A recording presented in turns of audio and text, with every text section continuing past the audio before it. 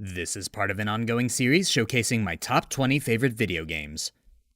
Number 4 is Tales of the Abyss. So this might be another surprise because my last top 15 had this game at number 2. And I want to emphasize that is not at all a failing on this game's part, it's just that I love the next 3 games that much more. Without giving any of the names away, the next 2 games on this list came out after this first one was made. Anyway, onto the game itself. I like that the Tales games have been slowly eking their way into the mainstream, because both aesthetically and mechanically they have things that I like that only this flavor of RPG really offers. I know Tales fans usually pick Symphonia as their favorite, but for me, Abyss was my first love. One of the things it does the strongest is its exploration of growth. I like that it's not afraid to have its main character be unlikable. Shut up for a second. I don't understand a thing you're saying. Well, say something. First you tell me to shut up. Now you're telling me to talk. Luke starts this game off as a self-entitled, self-centered little shit. He constantly complains and constantly berates and belittles his friends and family. Hold on, you can't do that. If you go back home, who's gonna train me? Settle down. I'll have one of my men come here until I return to Kimlaska. But I want you to teach me. And the game doesn't rush to make him better either, instead leaning on the charm of the supporting cast. And didn't anyone ever teach you to bow your head in respect when asking someone for a favor? Don't act like that, Luke. You don't want a war either, do you? Commander. Master Luke, please grant us your aid. Man, do you have any pride? None so cheap as to be shaken by something as petty as this. Characters like Tyr, Jade, and Guy are all incredibly endearing and incredibly entertaining. Not to mention well designed.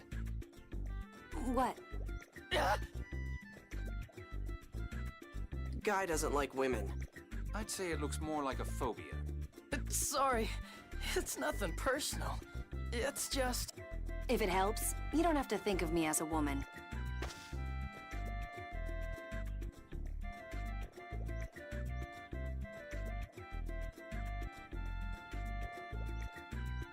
Fine. I'll be sure to keep my distance. So because of them, we grin and bear him until he goes too far and does something he can't undo. I won't spoil what happens because I really do think this game is worth checking out, but what you need to know is that the game doesn't let Luke or you as the player escape it. While it's technically a twist, it doesn't just treat it like it's a twist. It's also treated as a direct consequences of who Luke is up to that point in the story. And it works as a twist because upon replaying it, you can see a lot of the pieces were already in plain sight.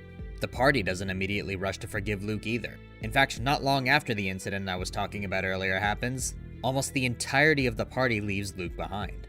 Some of them are angry, some of them are disappointed, some don't even know how to feel with him. Ever since you lost your memory, you're like a completely different person. It's Master Van's fault, not mine, right, Guy? Luke, don't make me think even less of you. And that friction is important because it treats what happened with the weight it deserves. The game constantly asks whether conviction without empathy is any better than ignorance without intent, and it never gives you an easy answer. Up till now, all I ever paid attention to was myself. And I'm not even sure I saw myself clearly.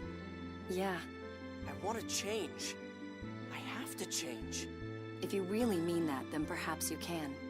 But that's not how things are. Even if I tried to make up for it, I'd never be able to. So I'm gonna start with what I can do.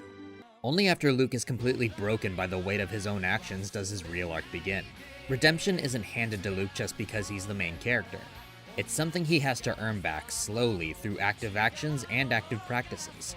While the theme of destiny is present, at that point it's not about destiny. It's about holding yourself accountable, about learning empathy, about realizing that wanting to be better doesn't matter if you're not willing to put the work in.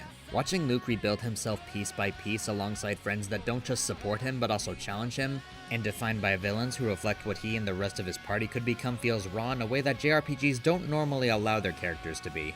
It's one of the strongest redemption arcs that the genre's ever pulled off, and it ties beautifully into the game's themes.